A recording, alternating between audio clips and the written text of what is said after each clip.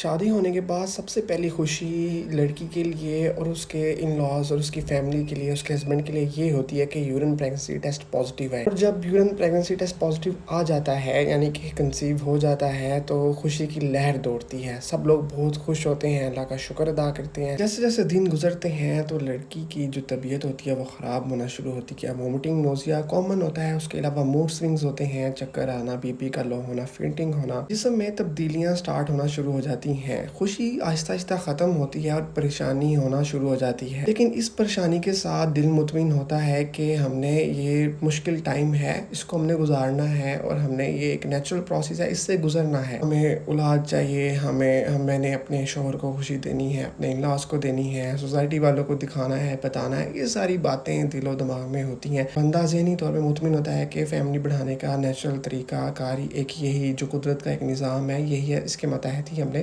چلنا ہے۔ فیٹس کی ڈیولپمنٹ سٹارٹ ہوتی ہے، بچے کے ہاتھ پیر بننا شروع ہوتے ہیں، اس کی دل کی دھڑکنیں آتی ہیں، آہستہ آہستہ اس کے آرگنز ڈیولپ ہونا شروع ہوتے ہیں۔ پہلا مہینہ تھوڑا مشکل ہوتا ہے، نوزیا وامٹنگ زیادہ رہتا ہے، دوسرے مہینے تھوڑا کم ہوتا ہے، تیسرے مہینے مزید کم ہو جاتا ہے۔ اس سارے ڈیوریشن میں مدر اپنا خون، اپنی خوراک، اپنی سانس سے جو کھا رہی، جو پی رہی ہے، وہ بچے کو دے رہی ہے، سب کچھ اس کا کمپرومائز ہو رہا ہے کیونکہ ایک نئی جان بن رہی ہے۔ یہ سارے پروسیس سے جب ماں گزرتی ہے، تیسرا مہینہ ہوتا ہے، چوتھا ہوتا ہے، پانچواں مہینہ ہوتا ہے، تو جب الٹرا ساؤنڈ کروایا جاتا ہے، اس میں جب پتہ لگتا ہے بچے کی ریڑھ کی ہڈی ٹھیک سے ڈیولپ نہیں ہو رہی، اس کے دماغ میں ڈیفیکٹ ہے، وہ ٹھیک سے ڈیولپ نہیں ہو رہا، نیورل ٹیوب ڈیفیکٹ آ گیا ہے، جس کا مطلب کہ بچہ اب نارمل، اس کی گروتھ اب نارمل ہو رہی ہے اور یہ بچہ آگے سروائیو نہیں کر سکے گا، مدر کے لیے بھی نقصان دہ ہو سکتا ہے۔ اگر اس پریگنسی کو تھرو آؤٹ لے کے چلتے ہیں تو ممکن ہے بچہ پیٹ کے اندر ایکسپائر ہو جائے، یا پیدا ہی ایکسپائر ہو، یا پیدا ہوتے ہی ایکسپائر ہو جائے۔ ایسے میں پھر یہ ڈیسیژن لیا جاتا ہے ڈاکٹرز کا کہ پریگنسی کو ٹرمینیٹ کرنا پڑے گا، اور پھر ہوتا بھی یوں ہے کہ پریگنسی کو ٹرمینیٹ کر دیا جاتا ہے۔ یہاں پہ اگر الٹرا ساؤنڈ نہ کروایا جائے 5ویں مہینے، 6ویں مہینے، تو پتہ نہیں لگے گا کہ بچہ بھی اب نارملٹی ہے۔ 6واں، 7واں، 8واں، 9واں مہینہ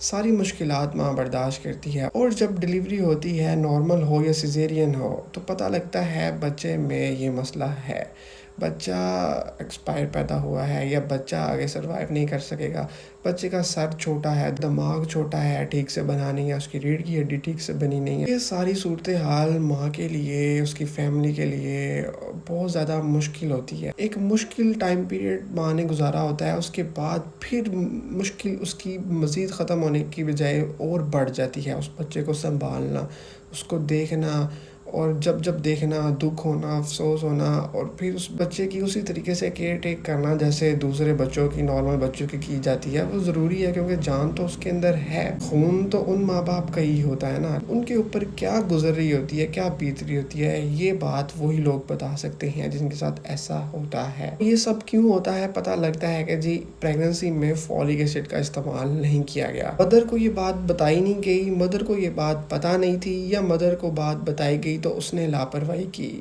ایک وٹامن ہوتا ہے فولک ایسڈ، ایک سستی سی گولی ہوتی ہے جو کہ بچے کی ڈیولپمنٹ کے لیے بہت ضروری ہوتی ہے۔ مدر نے اس کا استعمال نہیں کیا تو 5ویں مہینے اس کی پریگننسی ٹرمینیٹ کرنی پڑی، اور اگر 5ویں مہینے پریگننسی ٹرمینیٹ نہیں کی، الٹرا ساؤنڈ ہی نہیں ہوا، پتہ ہی نہیں لگا، تو 9ویں مہینے جب بچہ پیدا ہوا تو اب نارمل پیدا ہوا یا وہ ایکسپائر پیدا ہوا۔ اسی لیے آپ کی چھوٹی سی لاپرواہی آپ کے لیے ایک بہت بڑا روگ بن سکتا ہے۔ بہت ضروری ہے یہ اویئرنیس آپ لوگوں کو پتہ ہو، یہ بات ہر ایک تک پہنچنی چاہیے، ہر ایک کو یہ بات پتہ ہونی چاہیے کہ فولک ایسڈ پریگننسی میں بہت ضروری ہے۔